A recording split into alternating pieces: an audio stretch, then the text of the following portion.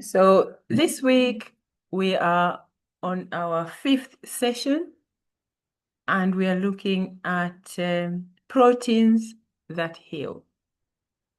So in food groups, we have proteins, carbohydrates, and fats, vitamins, minerals. All those are different groups.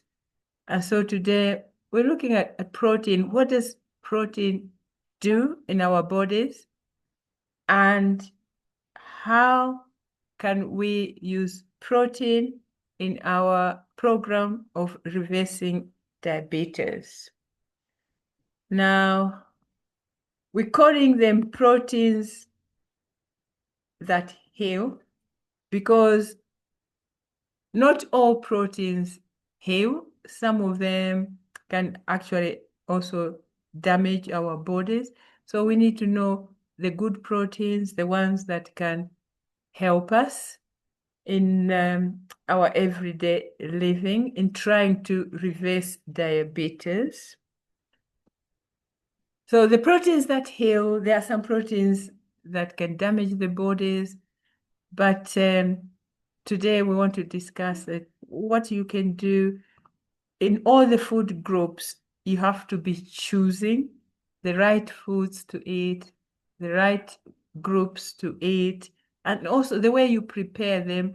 You might have a protein that is healthy, but the way you prepare it, the way you cook it, can destroy that protein. That's why we are including demonstrations, food demonstrations, cooking demonstrations in our programs in order to help you to prepare your food in the best way possible. Goethe, the famous Goethe said, we are best at hiding those things that are plain sight. So something staring us in the face, we can see we are not well, and then we are having problems. But then if we are eating the wrong food, maybe we are eating sugar, because of the taste, we will not stop eating that sugar, even though it's killing us. So in our minds, we're like hiding the things that quite obvious to us. Nothing is so hidden as the untold story of protein. That's what Dr. Joel Fuhrman said. And if we try and unpack that statement, we are going to ask the questions, what are the good sources of proteins? And how much protein should we eat? What's the best plant protein or animal protein? What's the best quality of protein we can take in? And are the supplements any good? People, bodybuilders, they drink lots of supplements, proteins to build their muscles. So we just have to look at that and see what's happening when we are doing that. And what are the best sources of protein? Where can you get your protein? And how does protein impact diabetes? We looked at sugar, that too much sugar can also impact diabetes. If you want to reverse the diabetes, you have to be careful with the sugar in your diet. Protein is the same. Today we're talking about protein. So protein, bodybuilders, the muscles, they're the ones that build the muscles. Sugar gives us energy, and fat also gives us energy. It insulates the body as well. Each of the food groups have a different function to do. So we'll quickly look at what each one of those does. The cultural bias is to have meat on the table. If you're rich, if you have money, then you have meat on the table, you have all the best protein. And then we think if you're poor, then you eat vegetables, you eat beans, you eat, the foods that are cheap. But science has shown in reality, it's the people eating the plant-based products like plant proteins like beans, soybeans, they've got lots of protein, peanuts, that we will see are the alternatives. You can get protein from plants, you can get protein from meat, but the best sources would be the plants. But we are raising our children on Hungry Lion, fish and chips. The fish is all right, but it's been fried, so adding calories to it. And then the chips, the potato itself, there's nothing wrong. But when you turn the potato into chips, then you add lots of fat, and then you are frying it. That's where we go wrong. So the potato itself is not bad. The chicken itself, not that bad. But the way we prepare them is what makes the difference. And so Dr. T. Colin Campbell, he did a lot of studies. He looked at the global effort to end world hunger in the 1960s and the 1970s. And the governments and universities were all involved to stop, like children, even adults, being hungry in the world, trying to solve the hunger problem in the world. And then they looked at malnutrition due to lack of protein. In the Philippines, the study was done for 10 years to see the effects of what this would have on the population. In the United States, the U.S. Agency for International Development, they did some studies as well to help children get as much protein as possible. And then fish was limited to coastal areas.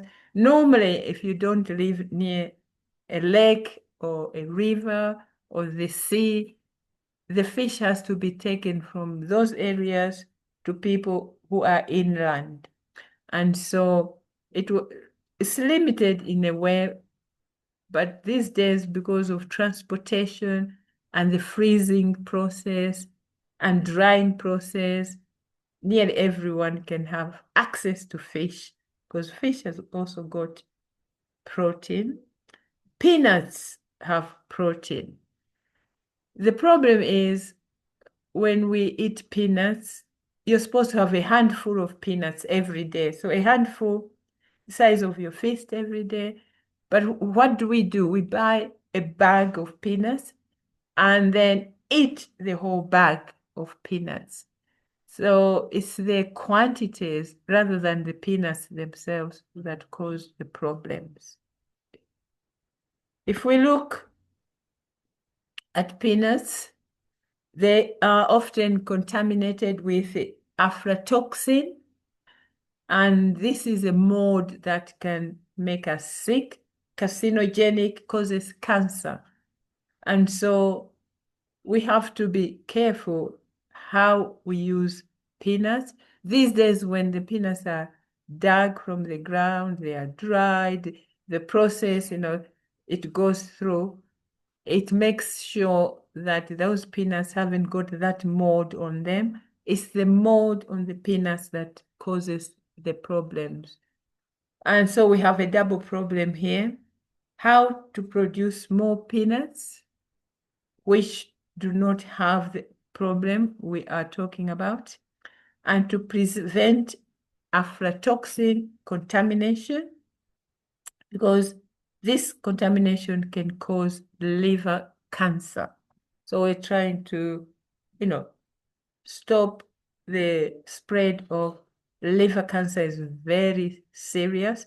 Other cancers can be addressed, normally, but once you have cancer of the liver, it's quite more serious.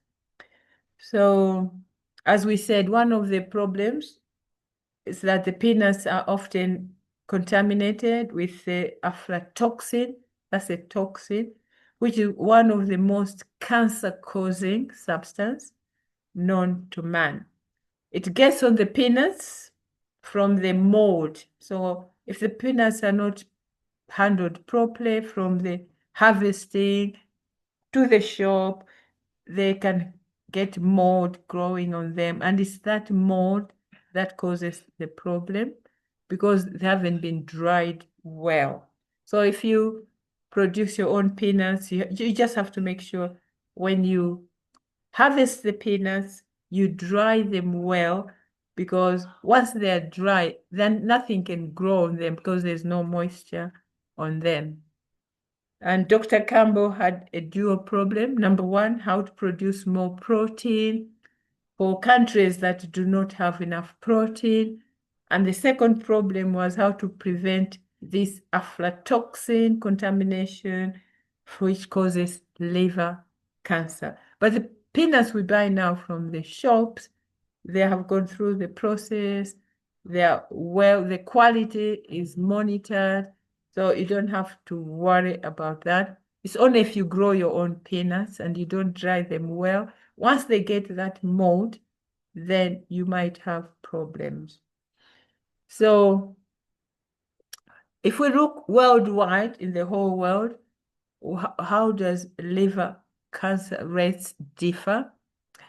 The highest in countries with lowest protein intakes. So liver cancer is highest in countries with the lowest protein intakes, believed to be caused by protein deficiency. That's what some scientists found. And highest among wealthy families, those who are rich, because 20% of protein intake can be, from those contaminated things like nuts. And also, there was a report from India. So up to this time, the time we are talking about, scientists believed that liver cancer was caused by protein deficiency. So, children are not having enough protein, and they thought that was what was causing the liver cancer. But they observed that liver cancer rates were highest in countries with the lowest protein intake. And so they conducted that liver cancer, after conducting their studies, they concluded that liver cancer was caused by protein deficiency. While the doctor was working on this problem, he was in the Philippines. The Philippines, that's where he was doing his studies. And a doctor in the Philippines pointed out to him that it was the wealthiest families, those who were rich, that were eating 20% more protein than the poor ones. They had the highest liver cancer. So this was a big problem. He didn't understand, Dr. Campbell, that how could people who have money and they're eating well, they're eating more protein, but also have cancer, liver cancer. So Dr. Campbell, he read a report from an obscure magazine from India, which said that in the lab, rats who had the highest protein intake had the highest liver cancer rates. So they were perplexed. They thought, maybe cancer of the liver is a shortage of protein. But to their amazement, people who ate too much protein, the rats, when they were experimenting on rats, the rats that ate more protein, more nuts, had the highest cancer rates. And those with the lowest protein intake had the lowest liver cancer rates. This information was opposite of what he expected to see, because he was expecting that those who are eating well, the rich, would have less cancer than those poor people who didn't have enough to eat. But the experiment showed that too much protein, especially the people who were eating more, who had more protein, had higher rates of cancer. This was perplexing to Dr. Colin Campbell. His mother-in-law died of cancer. This made him think, why the mother-in-law had enough to eat, there was no food shortage, and she died from liver cancer. It's one of those aggressive cancers. When you get it, it's very hard to get rid of it. So he changed his career. He studied cancer and diet. So instead of just being in the hospital, looking after patients, injecting them and all that. He wanted to see the connection of cancer and diet. How does cancer, diet, what we eat, affect us? You have heard the, common statement, we are what we eat. So he studied the connection between cancer and diet. And it was around this time that Dr. Campbell's, when she had died of cancer, he decided to take this information, make a career change, and test it out in the lab. So it was tested. It didn't just, assume.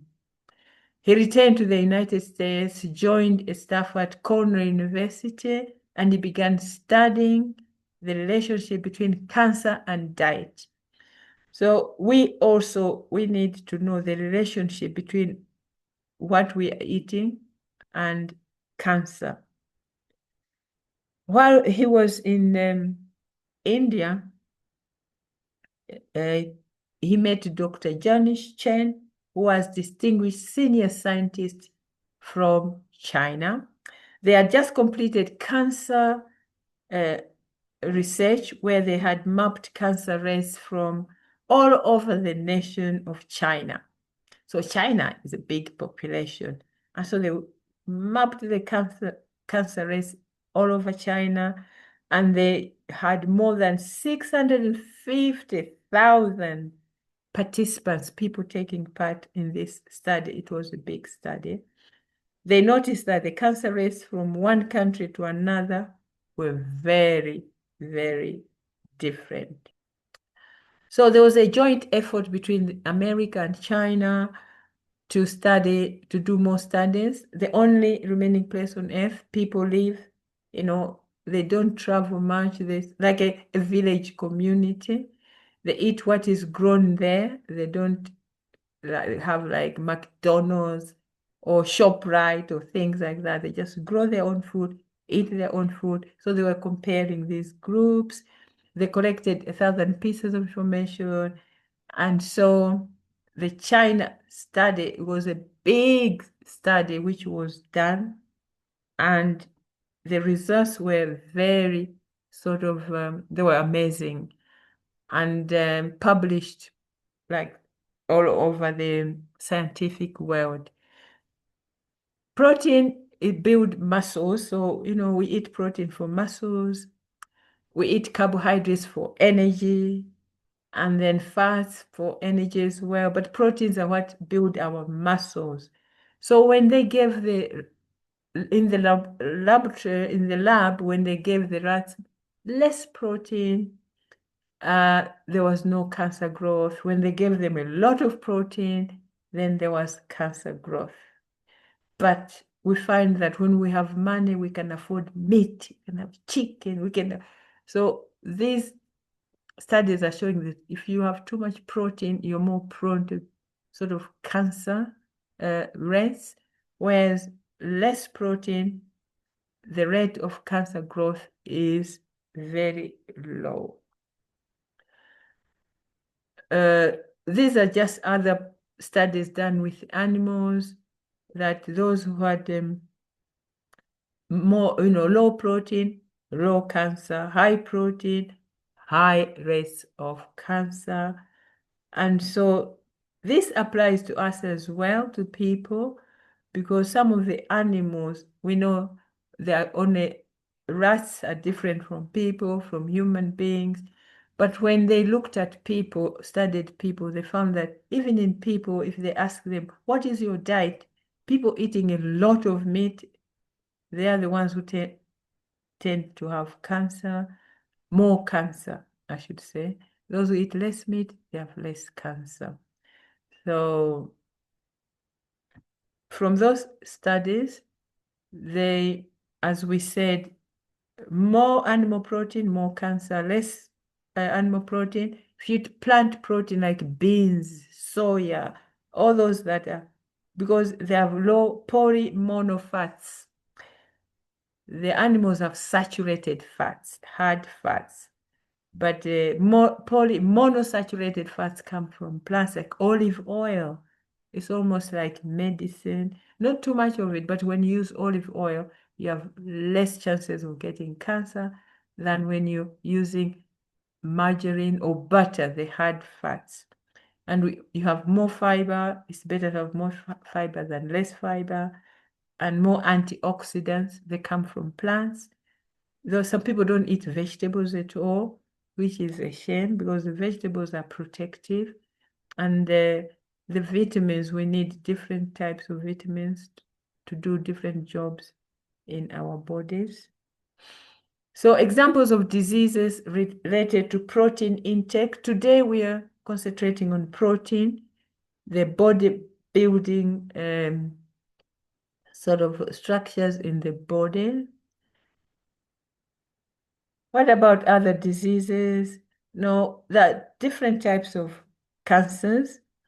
So Dr. Campbell, who did the China study, repeated this study over and over.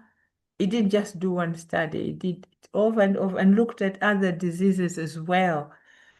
What he repeatedly saw was they called it the hockey stick effect.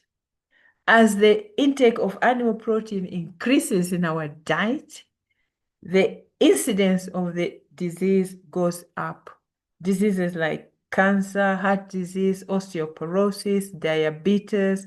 So diabetes also is included in this study, that the more protein you eat, especially animal protein, will have more cancers, ovarian cancers for women and colon cancers for men and women, prostate cancer for men, cardiovascular disease, heart problems, osteoporosis, problem with our bones, and then diabetes as well, hypertension, high blood pressure, dementia. So dementia is when we're getting older and then we're forgetting things. But some people get dementia earlier than others.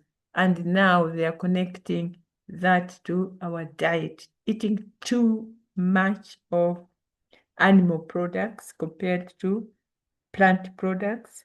In fact, 8,000 associations between lifestyle, diet, and disease. That's quite a lot. They found 8,000 connections between what we eat, our lifestyle, whether you're just sitting down all day or if you exercise, and we are what we eat. That's what they're telling us.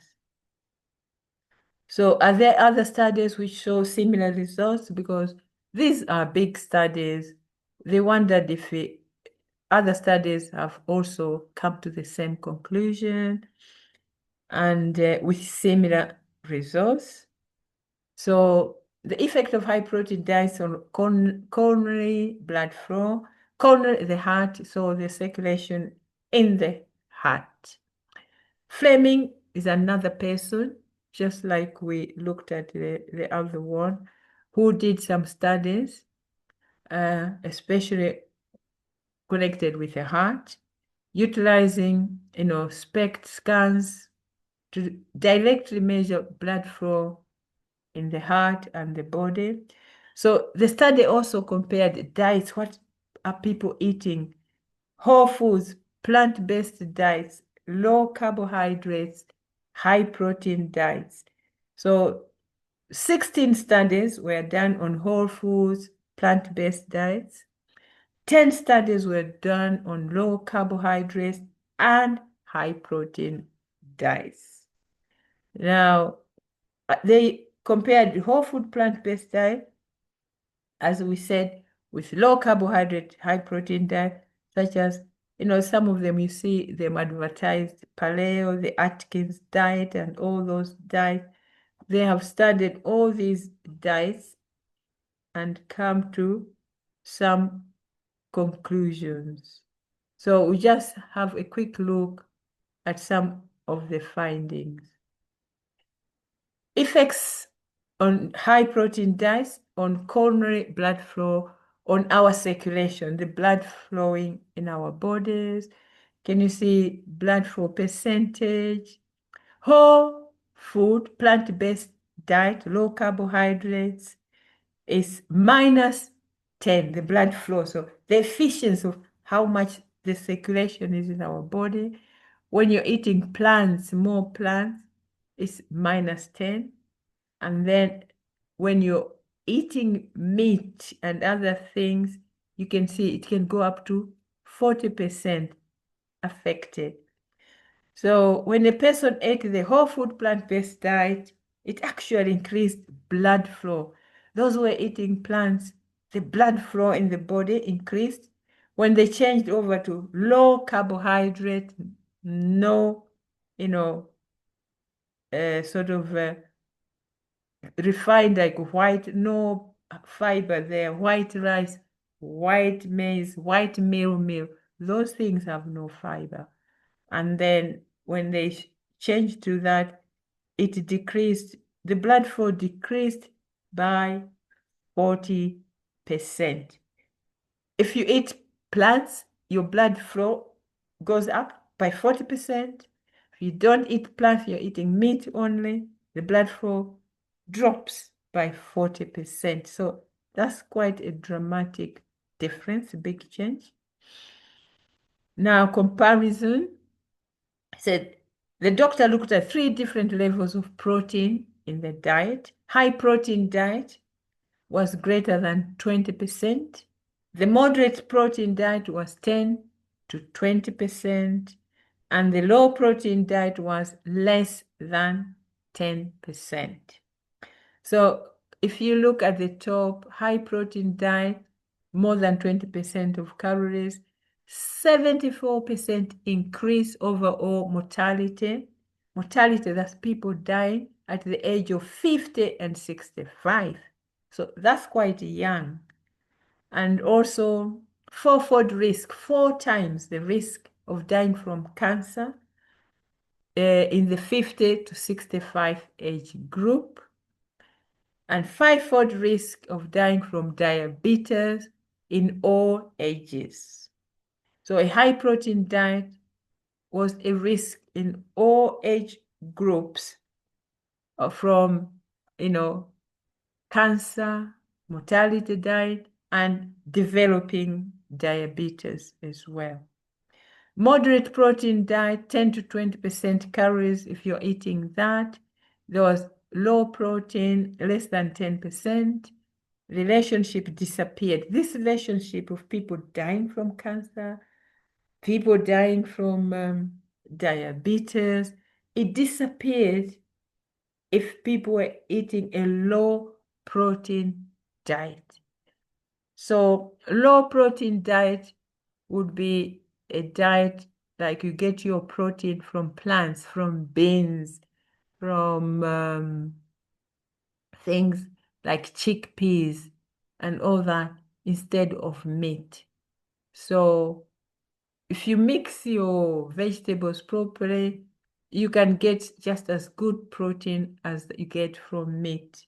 So low protein, less than 10% of protein in your diet, the relationship disappeared if in eating only plant foods.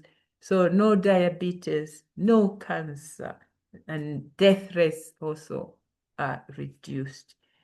So that is good news.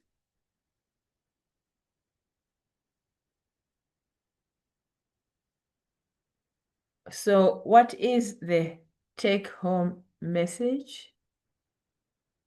Today, the take-home message is eat 10% of calories, only 10% from animals. So on your table, when you're eating, don't have half of the plate is meat. That's what we're trying to avoid.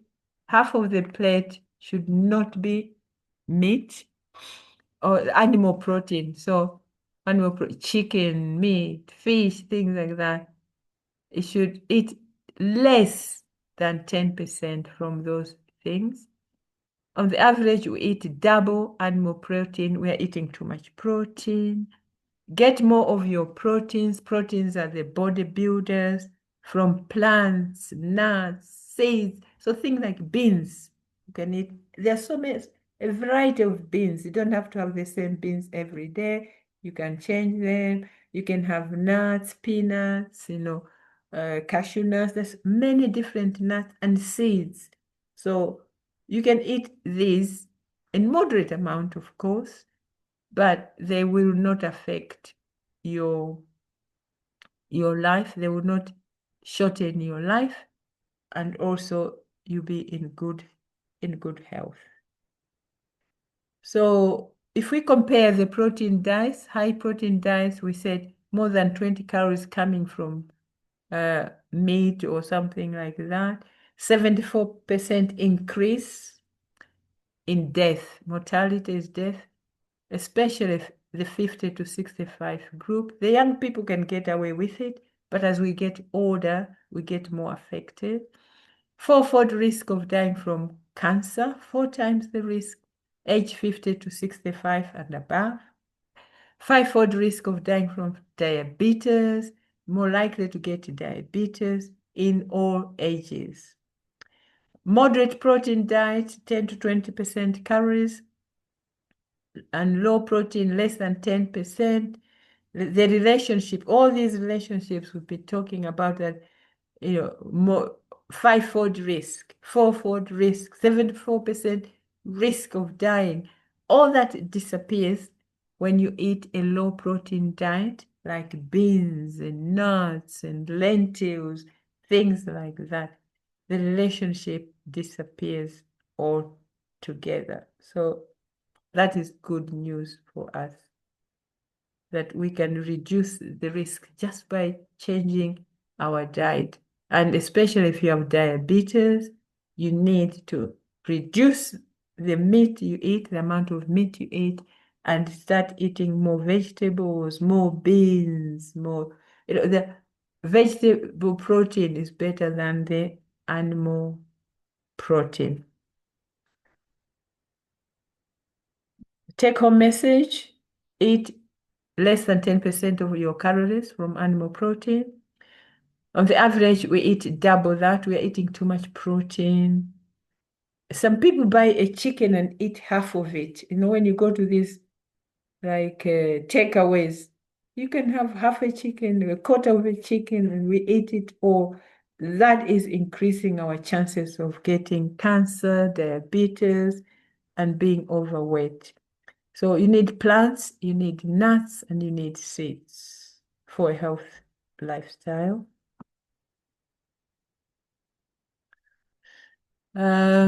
This is another study was done with over 38,000 people.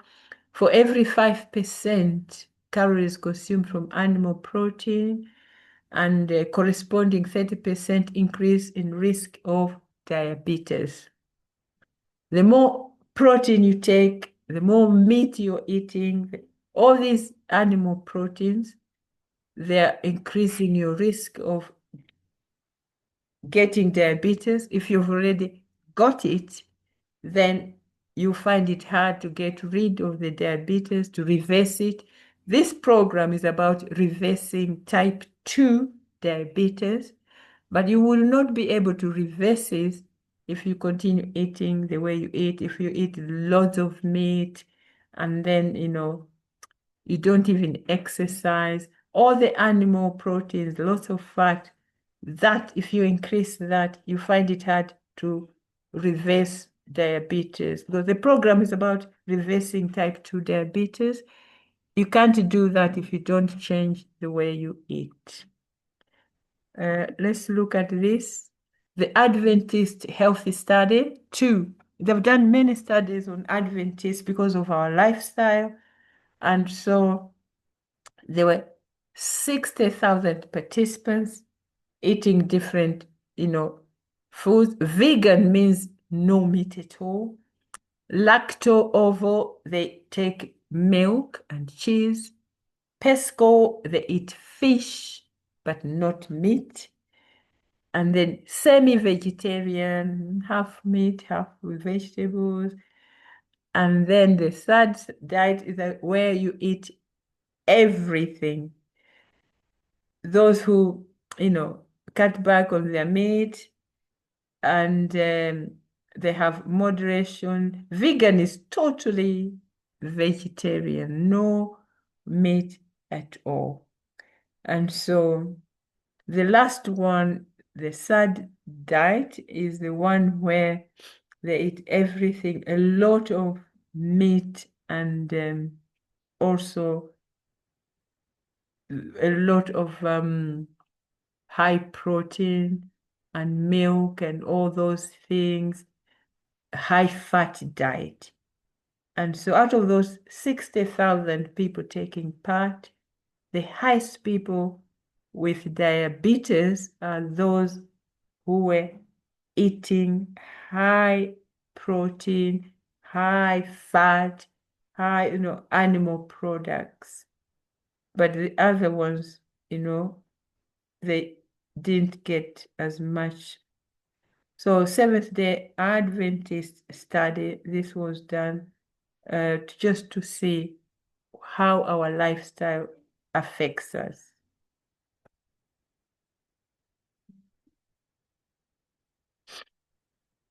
There's a controversy, a debate about how much protein we should be having. Food choices that many patients make when given advice to eat protein are usually meat. We think protein, meat, or a meat substitute, such as cheese or peanut butter. Some also may think of milk as a substitute, as a protein. So health professions often call these foods protein, but are they really protein?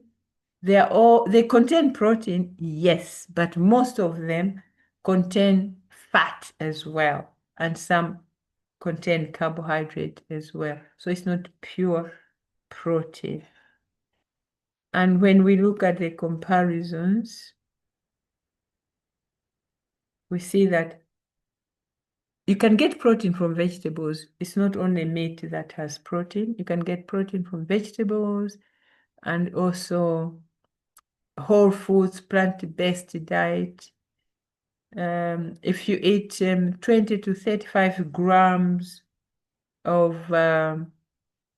protein from whole foods, plant-based foods, you're just the same as someone eating meat. You're not missing anything by not eating meat. So Seventh-day Adventists have been studied for a long time, and they are used as an example. After some of these studies, if you want to be healthy, be a Seventh-day Adventist, because we don't eat most of the things that other people eat. So if you want to reverse your diabetes, if you've already got diabetes, you want to reverse it, it's easy. So you can be diabetes free. You can change from being diabetic to diabetes free. You can be diabetic free. It's possible. Studies have been done and it can happen. So this program is about reversing diabetes. Based on the formula, if you want to change your future health, is equals your nutrients, the things you're eating, and the calories you're consuming. So Dr. Youngberg is a Seventh-day Adventist who did a study on diabetes, and with very good results. As we can see, you can have copies of all this, so you don't have to be taking in everything now. So eat more green leafy vegetables, colorful vegetables, carrots, red, the red, beetroot, beans, another name, legumes. Eat starchy vegetables like sweet potatoes, yams, cassava, all those. And fresh fruits, apples, oranges, tangerines, grapefruit. Eat fresh fruits instead of eating, ice cream. If you want a pudding at the end of a meal, have a fruit instead of all these, cakes and things that will only add calories to you. You can read a bit more. We'll send you these slides so you can go through them as well. Food classification, as we are closing, anti-inflammatory foods, they don't damage your body. So there's first class food, there's second class food, and there's the third class. So you need to be eating more of the first class food, not the third class, the harmful ones. So what are these foods? If you want to reverse diabetes, 80 to 85% of your food should be high fiber. So eating like cassava, sweet potatoes, vegetables, they all have fiber in them. Increase slowly from 40 grams to 45, 20 to 25 grams week 1, increase to 30, 35 week 2, 40 to 45 week 3, and on until you get used to fiber if you are not used to fiber. And then we have 1-day food plan, the balance of non-starch vegetables, carbohydrates, fats, and proteins. And then in your food, you have to make sure that on your plate you have got vegetables, you've got carbohydrates, a bit of fat, and a bit of protein as well. We want a balanced diet. So we are not saying don't eat this. You can eat some things in moderation. You don't have to omit any of these food groups. Avoid this third class. We call them third class because they're not as good. Processed meats like sausages and things, those are processed meat. Try and avoid those if you can. If you're going to eat meat, have lean meat without fat on it and not too much of it. Refined grains, white flour, white rice, anything that's white means the outside has been taken out. So these are not good for us. Avoid eating sweets. Sweets is just sugar, pure sugar. Diet pop. They say diet pop. People have been studied. Those who take diet pop sometimes are the ones who put on weight because when you're dieting, you're like starving yourselves, and then you have cravings, more cravings for food, then you overeat. So it's a yo-yo type of diet. So avoid diet Fanta, diet this. The studies are showing people who go on those things end up putting on more weight. Low fat, fats from whole plant-based foods. So you can get fat from foods because peanuts have got fat in them, and you can a handful of peanuts a day. Not buying a whole packet and demolishing the whole packet, just a handful of peanuts a day. Avoid trans fats. These are like margarines and things, man-made fats.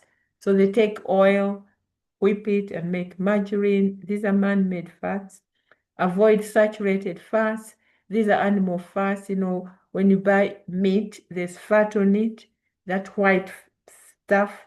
Avoid that saturated animal fat. If possible, buy meat that hasn't got too much fat on it, or trim the fat off the meat if you're going to eat meat with fat. And so in closing, eat slowly. This is reversal plan. We're trying to reverse diabetes. Eat slowly. Eat foods that require chewing, not swallowing without chewing. Foods with high water content like melons, cucumber. Avoid overeating. Don't eat until you feel full, your belly sticking out. Then that's overeating. Drink 8 to 10 glasses of water a day. The best way is when you feel hungry, drink a glass of water. And exercise, walk every day. With exercise, every time you eat, then do about 10 to 20 minutes. Go for a walk. You don't have to do high-powered exercise, just walking. 20-minute exercise after every meal. So you eat a meal, you exercise for 20 minutes.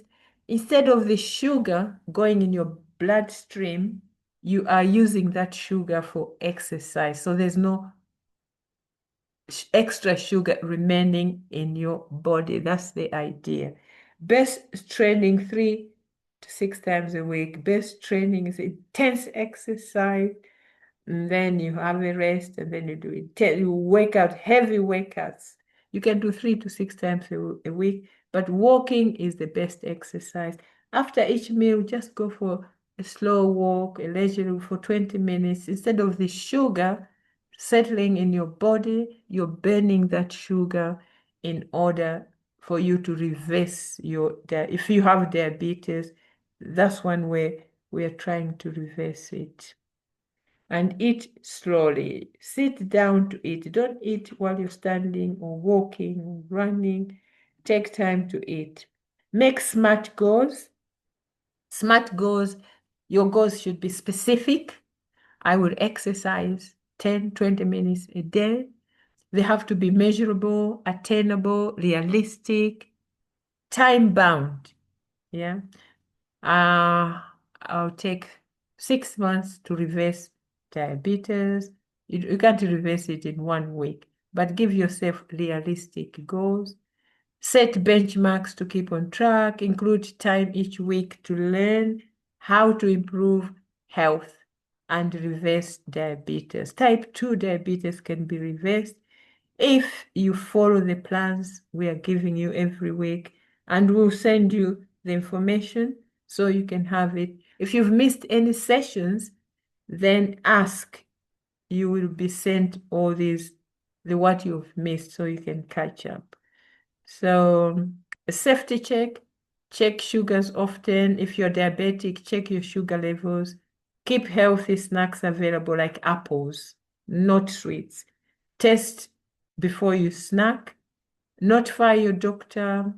Any hypoglycemic, if your sugar goes too low, hypo, then you have to notify your doctor. Maybe you're overdoing it. If you're losing too much weight, talk to your doctor.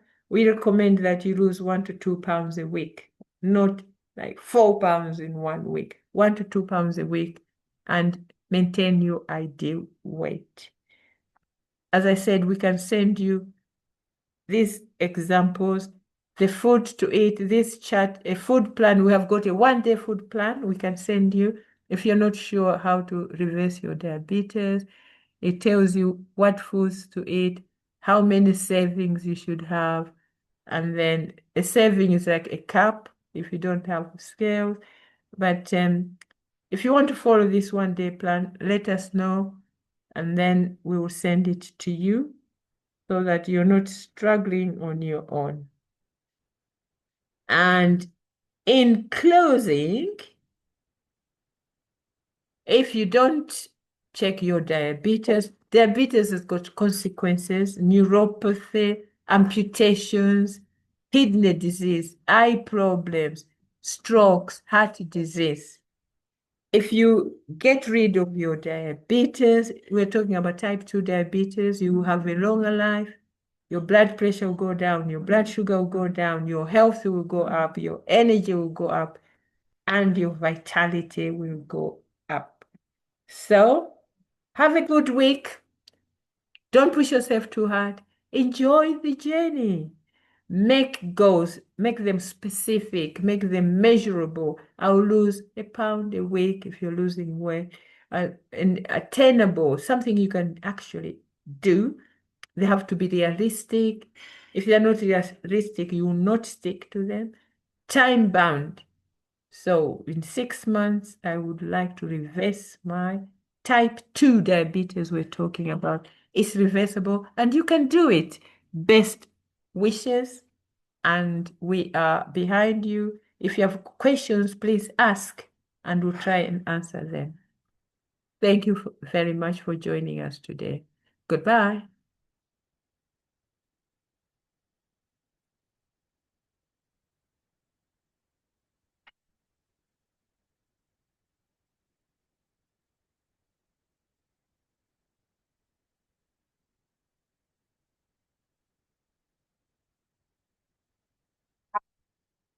Mpaso.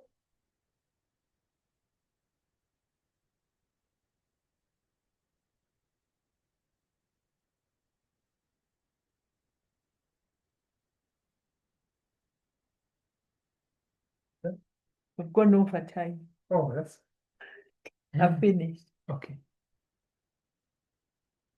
So you'll be doing the next.